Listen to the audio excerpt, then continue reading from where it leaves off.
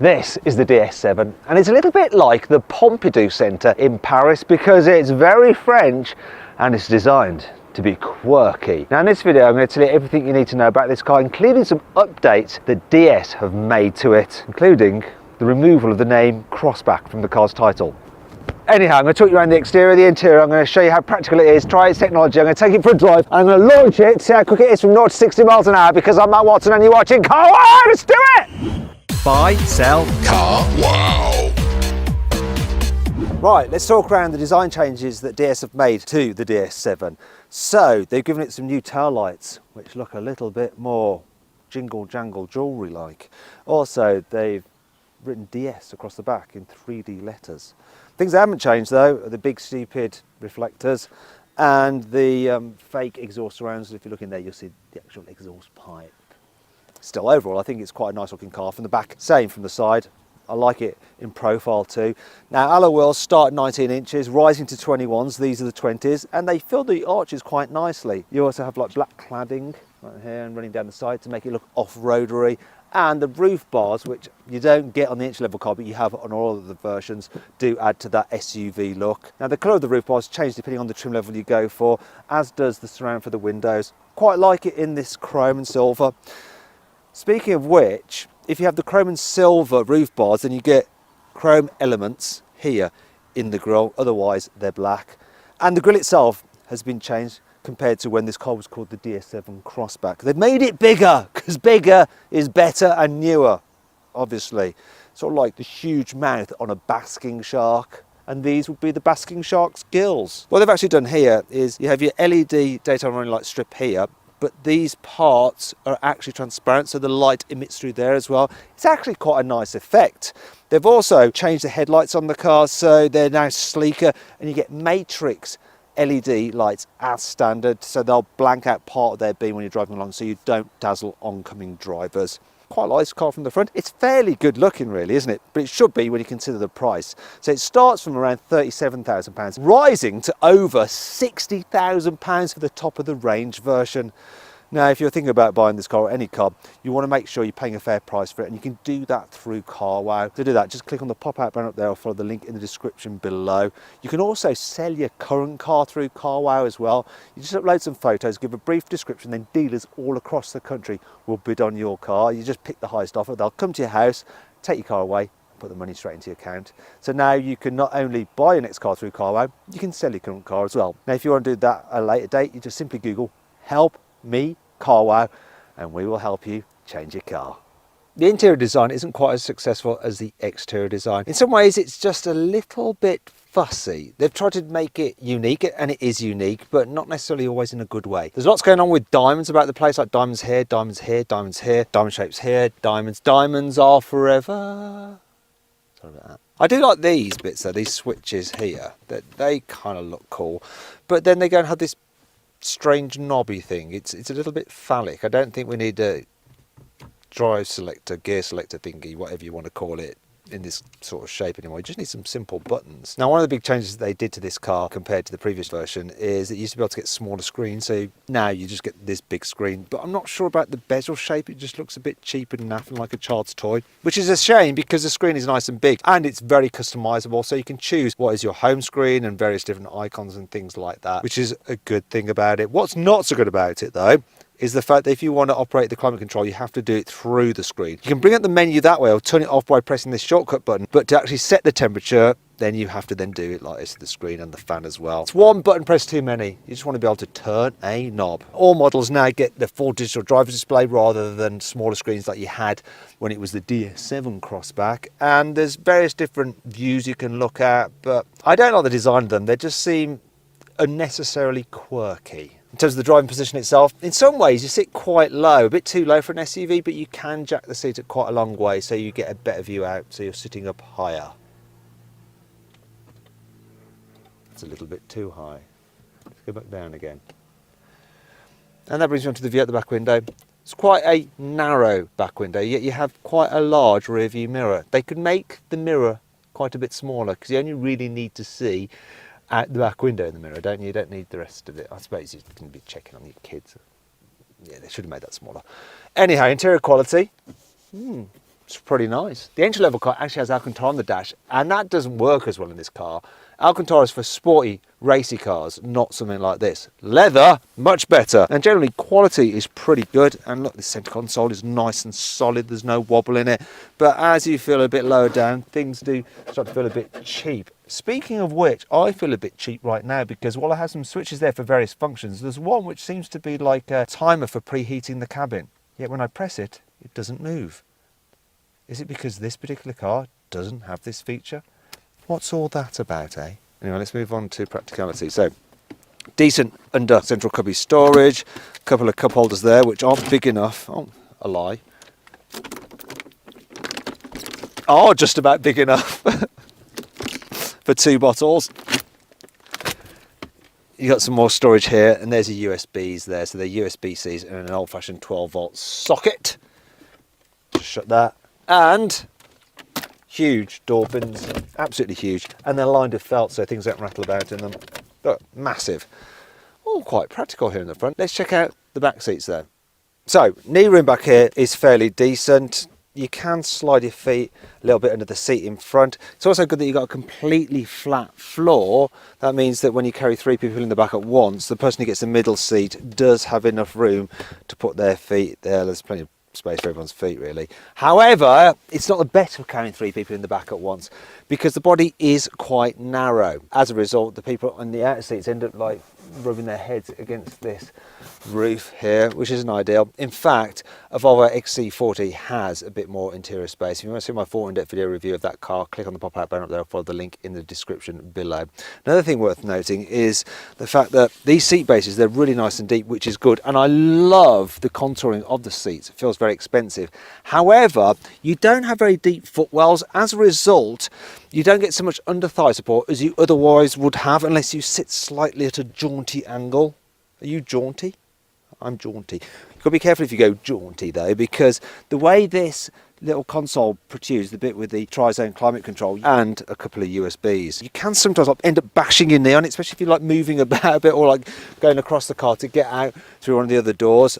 I did that earlier, that's why I'm raising it right now, and my knee does still hurt. Speaking of hurt, if you're over 6 foot, you might find that headroom isn't the best. It doesn't help when you've got the panoramic glass roof because that does eat into head space, but there is a solution. Certain models come with back seats that recline electrically, and doing that does give you a bit more headroom. But what about when it comes to fitting a child's seat? Well, one issue is that the rear doors don't open that wide, so you do find a bit of a struggle getting a bulky seat in. However, while the Isofix angle points are a little bit hidden, they're actually very easy to get to, so it's quite simple to just locate the seat and lock it into place. And there is enough room back here to actually rotate a big bulky rear facing seat round without having to push the front passenger seat forward, which is good.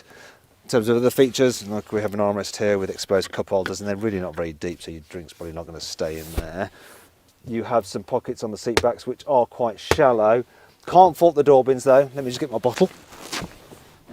They are a decent size, and like in the front, also lined with felt. Anyway, that's enough about practicality here in the back seats. Let's see how practical this car is when it comes to carrying luggage. The boot capacity is 555 litres, which is slightly bigger than an Audi Q3, a little bit bigger still than a BMW X1, and a little bit bigger again than a Volvo XC40. It's a bit of a shame though that you do have a bit of a load lip to lift stuff over. Especially if it's heavy like that. Oh, bugger. But there are some nice features in this boot. So look, you have a 12-volt socket there. You also have some tie-down points. And underneath here is just a little bit of extra storage where you can keep your towing iron, stuff like that. Lovely jubbly. Also, I like the fact that you have releases for the back seats here as well as on the top of the seat backs. Look. Wah, cha-chong, like that. Wee.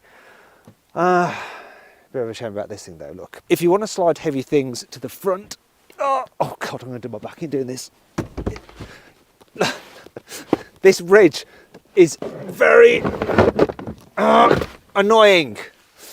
What's even more annoying is that when this car was the DS7 Crossback, you used to be able to get this false floor, which would mean that you had a flat floor, so you could slide things in dead easy.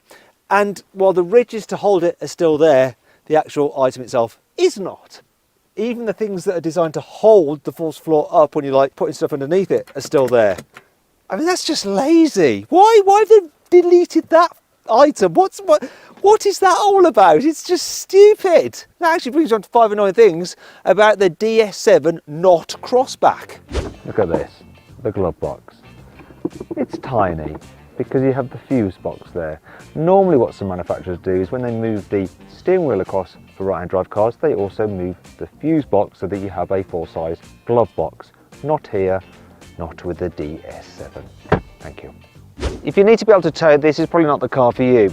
You see, the normal diesel can only tow 1.4 tonnes. The hybrid is just 1.2 tonnes. Now, by comparison, a Lexus NX can tow 1.5 tonnes, a Mercedes GLA, an Audi Q3 and BMW X1 can tow 1.8 tonnes, and a Volvo XC40 can tow 2.1 tonnes. Oh dear. I can't believe some manufacturers still allow this to happen. Look, when you fold down the seat belts do that, and you push that back and they're snagged and it's all a bit of a faff. And that's not the only problem back here, because look. The rear windows, that's as far down as they go. That's it. The gear shifter pedals are useless. Reason being is that DS have mounted them to the steering column, which isn't a problem if the pedals are large, so that when you turn a wheel you can still operate the pedal. Or you can have them small but attached to the wheel, because then the pedal is exactly where your hands are. In this car, no. You turn like that and you go for a gear and you can't find it. The icons for the shortcut buttons are illuminated, but if you don't have the ignition on, you can still use the infotainment system, but for some reason the icons for the shortcut buttons go out, yet they still work as buttons. You just don't know what it is exactly you're pressing. Why? However, it's not all bad. Here's 5 cool things about the DS7. This car gets adaptive suspension as standard. Plus, it has a feature where it uses a camera to read the road ahead, and if it sees bumps, it'll slacken off the suspension to take the sting out of them. As well as your normal driving mode, which is sport and all that kind of stuff, there's a 4-wheel drive mode. Now, the car has selectable 4-wheel drive, so if it feels that you need some extra traction at the back, then it will make that rear motor provide some power to the rear axle. However, with the 4-wheel drive mode, it always has power on the rear axle, so that's probably handy if you're going off-road. Speaking of which, if you do go off-road into some mud, the good news is that, look, the doors, they cover the sills, so that when you do get out, if the doors and bodywork are covered in grime, you don't end up transferring that grime to the back of your trousers as you brush your legs over this sill while exiting. Good news that. DS is part of the Stellantis group, which also includes Peugeot. However, you can tell that DS is posher than Peugeot just by opening their bonnets and comparing the two cars. For instance, to hold up the bonnet with the Peugeot, you have to use this sticky dibbly didgeridoo thingy, it's the official name of it, whereas on the DS, oh no, none of that. Oh, pure luxury. We have gas struts. Oh, it's satisfying. You get a heated front windscreen, which can defrost in winter quicker than just using the normal heater. Plus, you have the washer nozzles for the windscreen in the actual windscreen wiper, so when you apply it to clean the windscreen and you're driving along, you don't get suddenly blinded, because it's not spraying up then wiping away, it's spraying and wiping simultaneously. All models get acoustic glass as standard on the front windows and even the back windows, and it's basically like double glazing for cars. It helps improve sound insulation, so you get less noise from outside entering the cabin. And this actually brings me on to the spec and trim levels right across the range. Let's see what you get as standard as you move throughout the different models. The range kicks off with the performance line, and you get keyless entry and go, ambient lighting, and you can choose between these different colours. Plus there's wireless Apple CarPlay and Android Auto. Next up is the Performance Line Plus, which gets electrically operated front seats. They're also heated, and you get a reversing camera. Then there's the Rivali, which has the pop-up clock. That's clock, by the way. And it also gets massage seats, which has funny names for the massage. This is called cat paw. It doesn't feel much like a massage though. It does actually feel like a cat just gently touching you. It's so weak, the massage. Moving on, the Rivali also gets adaptive cruise control, so it'll automatically keep you a safe distance from the car in front and steer to keep your lane, which is good. The next trim level up is called the Esprit de Voyage, which means the spirit of the journey. What a stupid name for a trim level. Anyway, it includes an electronic tailgate with, look, hands-free access. Oh yeah. Also, with it, esprit de voyage, darling, you get ventilation for the front seats and this nice light grey interior. The silly trim level names continue with this car, which is the Opera. It has a panoramic glass sunroof, which opens and closes. A special button there that you can press to get access to a help centre. And you can say, help, I accidentally just shut myself in the sunroof. And you also get a wireless charging pad for your mobile phone. At the top of the range is La Première, and it has an upgraded focal stereo. You get 360-degree cameras, so cameras all around the cars, so you get a bird's eye view. Plus, it has night vision. Of course it does. So that's all the trim start with. What about the engine choices? The range kicks off with a 1.5 litre diesel with 130 horsepower. It drives the front wheels by an 8-speed automatic gearbox. In fact, all models get an 8-speed automatic gearbox. Then we have the plug-in hybrids. They all use a 1.6 litre turbocharged petrol engine, which drives the front wheels, mated to an electric motor. In the 225 horsepower version, that's your lot. It drives the front wheels. Then there's the four-wheel drive versions, which add an electric motor to the rear axle. Then you can get two versions of that car, a 300 horsepower version or a 360 horsepower version. Are you confused? You're wondering which engine and trim level to choose? Well, don't worry, I'm going to help you out here. I'm going to configure my ideal DS7 using the carwow configurator, and if you want to see what the trim level and engine choice I've gone for and the saving you can get through carwow, you're going to have to click on the pop-out banner up there or follow the link in the description below to go find out what it is. Now though, let's find out what this car is like to drive. I'm going to start off by seeing what the DS7 is like to drive in town. So I've got it set up in electric only mode, and it will do over 40 miles under electric power load according to DS, and it can do over 80 miles an hour in electric only mode. Good thing about electric only mode is that it's silent. You can see silent, effortless and nippy enough around town. Really does just help with the driving experience. Also, one of the things I find sometimes with hybrid cars, the brakes can be a little bit grabby, because the first part of braking is regen for the batteries, and then the second part, it's the friction brakes. You know, we need to slow down really quickly, and sometimes manufacturers can struggle to blend the two together, but this does a good job of it. As for the suspension over bumps, it's a bit of a strange one, this. Certain bumps, like if I find some certain bumps like this ahead now, it's good at. You can tell that camera system's working, it's just reading the road and it's just slackening the suspension as you go over the bumps. However, sometimes it gets caught out, and I might have got caught out here because I want to test the turning circle. So it's 11.8 metres, which is pretty decent. You know, it's similar to its competitors. But is it enough to get around here? Indeed it is. And it was made easy by the fact that the steering is nice and light. Now, if the turning circle wasn't quite so good, I would have caused chaos there, but I haven't. I don't feel that I have. Everything is fine. Anyway, back to the suspension. You see, well, it is good at times. Other times you can tell that it hasn't quite read the road properly, and there'll be like a more hidden bump, and then you get a bit of a thwack. Right, here's an example. Oh, cheeky pothole. Seemed to have spotted that time. Right, see if we can get another one here. That's a bit cheekier. There. So that was a bit more hidden, and then you felt a bit more.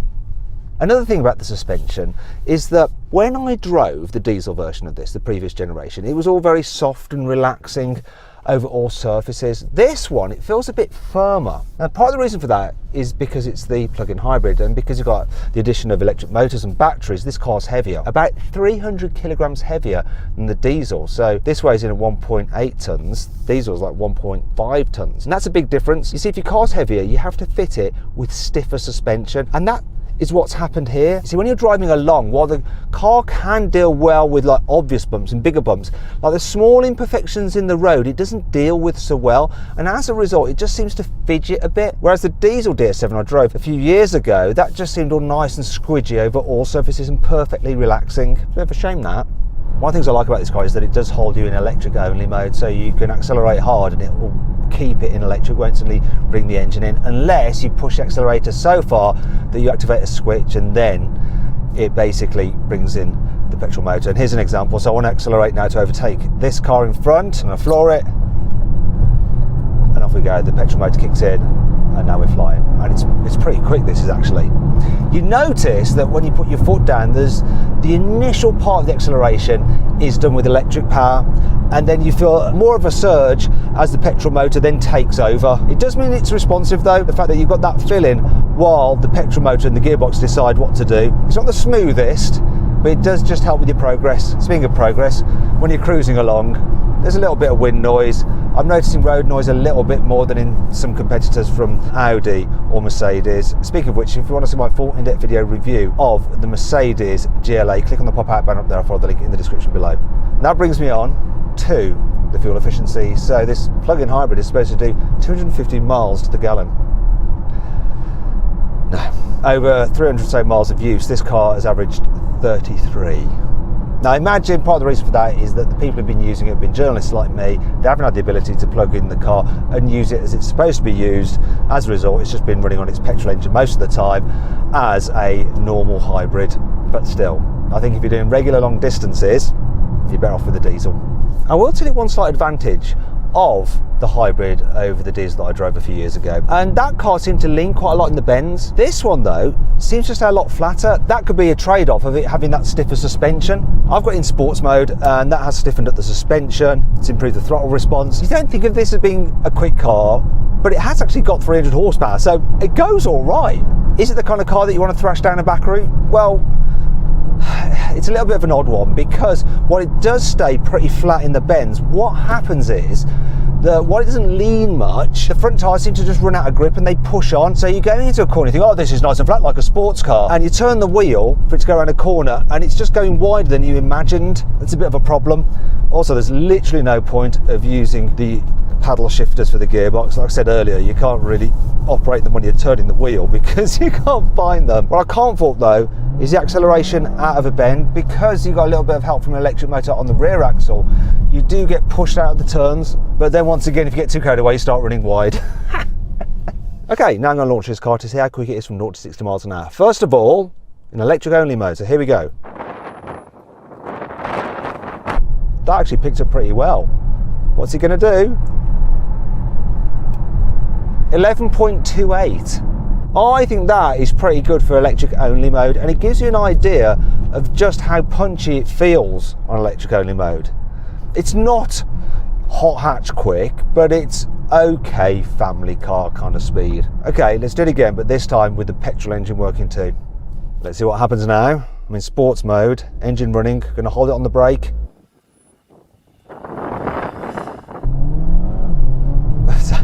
0 to 30 is a second quicker. 0 to 60, 5.63. That is actually really quite quick. DS claimed 5.9 seconds, but that's better than claimed. You forget, actually, that, you know, this car's got 300 horsepower. That's as much as a Volkswagen T-Roc R. Now, if you want to see my full in-depth video review of that car, click on the pop-out banner up there. I'll put the link in the description below.